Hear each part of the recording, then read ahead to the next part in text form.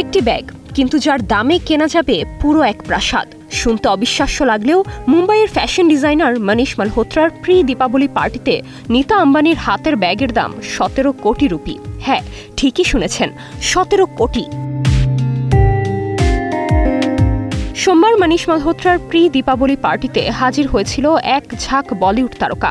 সেই সাথে সেখানে পুত্রবধূ রাধিকাকে নিয়ে হাজির হন নীতা আম্বানিও। আর সেখানেই তিনি কোটি টাকার ব্যাগ হাতে আবারও প্রমাণ করলেন বিলাসিতা যেন তার পরিচয়েরই একটা অংশ। এদিন রূপালী সিকুইন শাড়ি, পান্নার গয়না পরনে সব মিলিয়ে তিনি ছিলেন অপূর্ব।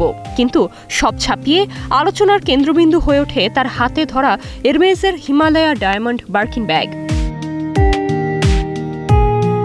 নীতা আম্বানির হাতে ধরা এটি আদতে শুধু ব্যাগ নয়, একেবারে রত্ন খচিত শিল্পকর্ম। সাদা সোনার বডি আর তাতে বসানো হয়েছে 2712টি আসল হীরকখণ্ড।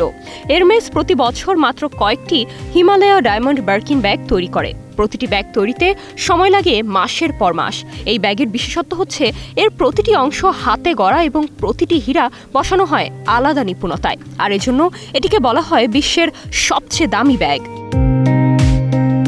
হিমালয়া ডায়মন্ড বার্কিন নামটি এসেছে এর হালকা ধূসর সাদা রঙের গ্রেডিয়েন্ট ফিনিশ থেকে, যা বরফ ঢাকা পাহাড়ের রঙের সঙ্গে মিলে যায়।